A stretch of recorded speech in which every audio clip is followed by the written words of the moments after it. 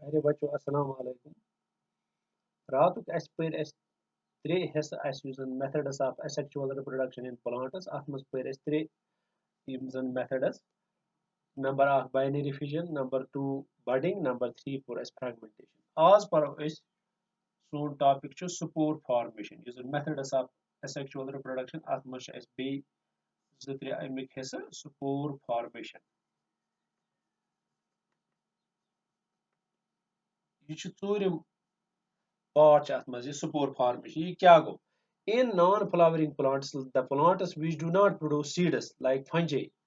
अगर अस वुचो non-flowering plants non-flowering plants निमन मज न फ्लावर नेरा पोश नेरा कि नम तुम प्लांट्स नम जन सीड्स प्रोड्यूस करान कि खास कर फंजी तथ मज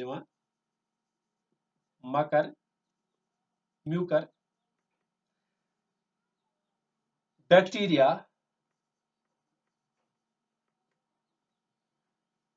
ferns or mosses ferns or mosses.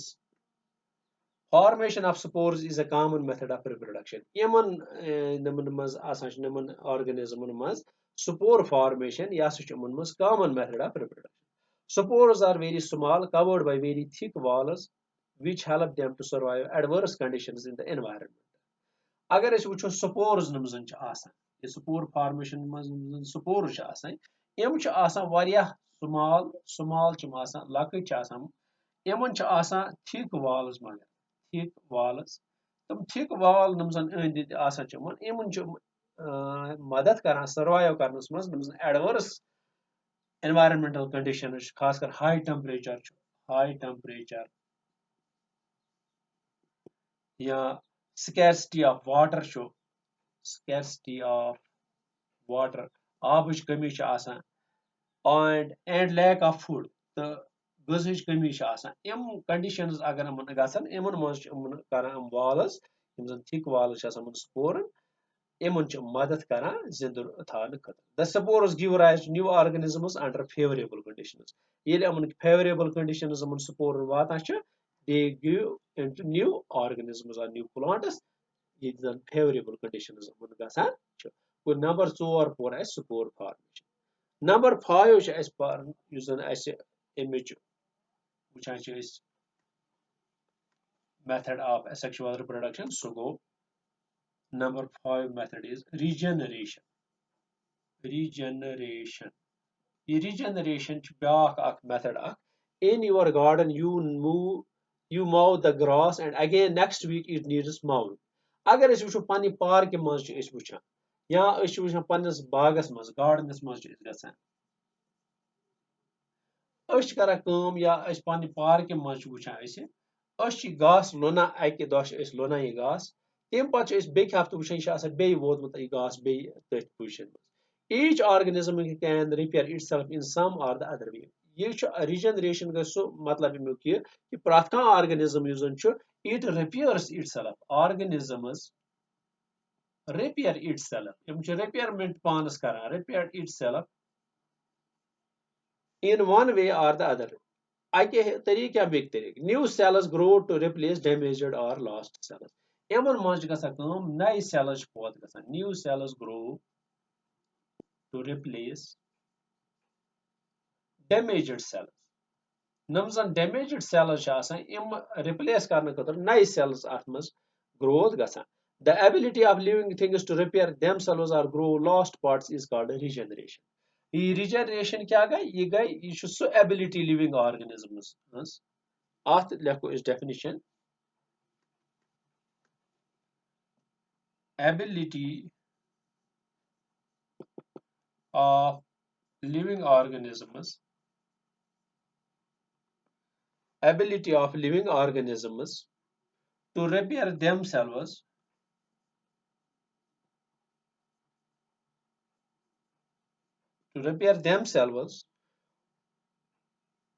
or grow lost parts or grow lost parts. Num zan aman asach maklyamit hiss tach wana is called regeneration. Is called regeneration. Ach wana is yes again regeneration. यानी कि नई plants living थिंगन हंद repair पन पान करान या damage cells नई बनावा अत regeneration plants generally have greater powers of regeneration than animals अगर वो plants they have greater power of plants have greater power of regeneration greater power of regeneration plankton मज ज्यादा regeneration process तेज गसान बनस्बत than animals animal खत ज्यादा Yemen मज fast अत मज every time you wash your hands you wash up hundreds of skin cells अगर वो आम पे अत पटरावान अत पटरान करान hundreds of skin cells wash up गसान new skin cells are always being regenerated वसान कुन सात अतन वथान सह बस्त हिश वसान तो ये माज वथान थोत यह कित कना रिजनरेट गसान नए सेल्स यानी स्किन सेल्स बे रिजनरेट बे वातान तथि तम बे बराबर अत वन हसा गई रिजनरेशन मगर यह ज्यादा पहन यह गन याद कि प्लांट न ज्यादा power of regeneration than animals तो पर अम पांच मेथड्स ऑफ सेक्सुअल रिप्रोडक्शन तो शेम मेथड युस जन अत मज तथ one vegetative propagation vegetative propagation यानी कि वेजिटेटिव प्रोपगेशन वुचन यह क्या गो This is an asexual method of reproduction in plants where vegetative parts, namely root, stem, or leaf, give rise to new plants. Vegetative propagation goes so asexual reproduction method plant maz. Yat maz vegetative parts namzan the nai plants. Vegetative parts namzan asa plants maz. Khas kar root chu, stem chu, ya leaf. Plants they give rise to new plants. No reproductive organisms take part in this method of reproduction. Kahan reproductive organ reproduction and therefore no seeds are produced. Kahan seeds produce Usan is vegetative propagation usan root vegetative propagation by roots. Number one root vegetative propagation in sweet potato, dahlia or asparagus the swollen roots are present agar we sweet potato sweet potato misal at maj swollen roots present new plants arise from these swollen roots buried in the soil em mich mas im swollen roots swollen roots hanyamiti tim usan no at history nera tatas तम मेज मज नतीज नेरा तम पे नई plants बना यह अत one यह गई वेजिटेटिव प्रोपगेशन इन रूट्स तो वह अगर वो इथे कना vegetative propagation in by stems अगर स्टेमन मज कित कना वेजिटेटिव प्रोपगेशन पर इन शॉर्ट वारिया प्लांट्स तम खासकर पोटैटो या वन जिंगर अदरक यथ one sugar cane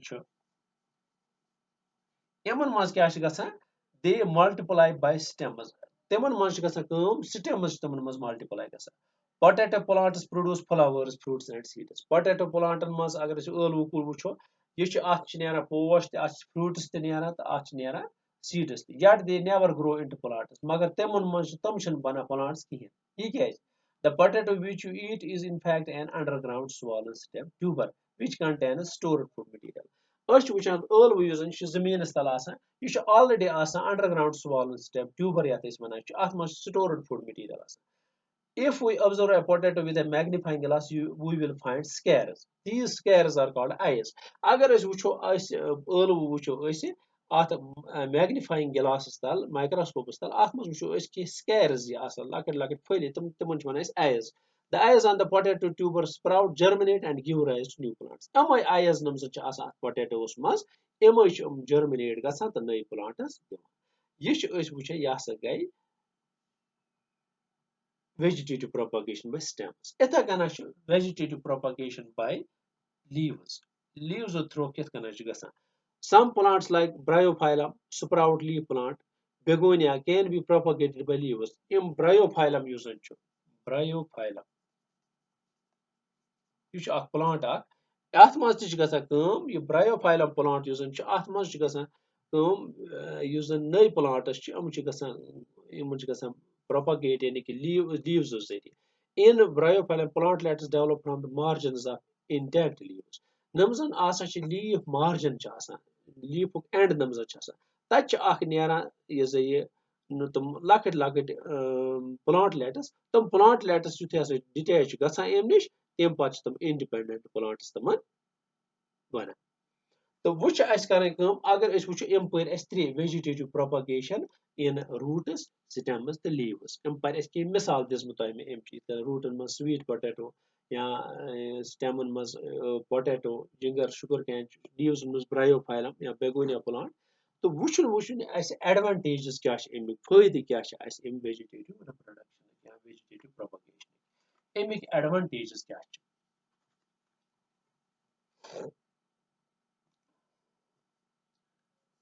advantages of advantages of vegetative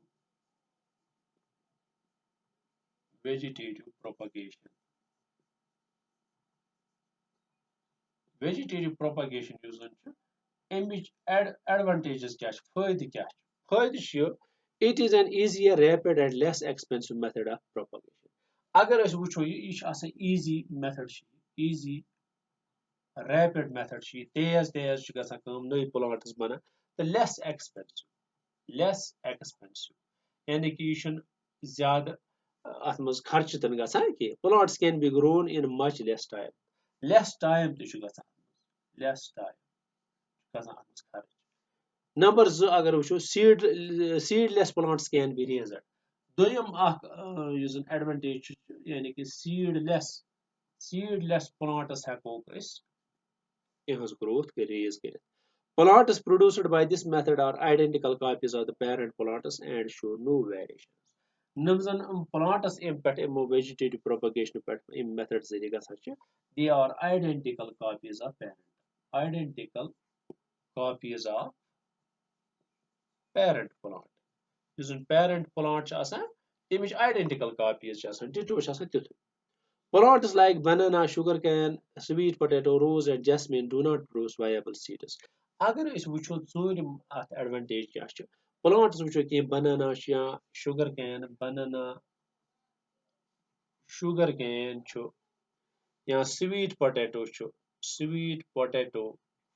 या rose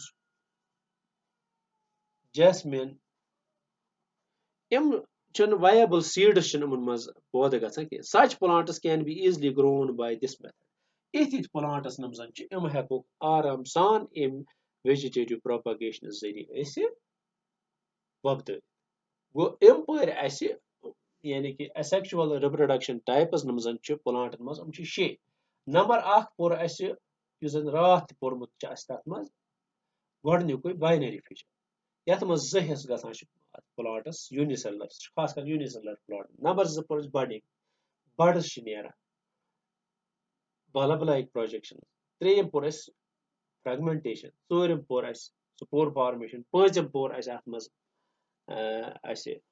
पांचम मेथड पोर रिजनरेशन शेयम मेथड पोर vegetative propagation. Mishpur Amet Abu Samuj. Thank you.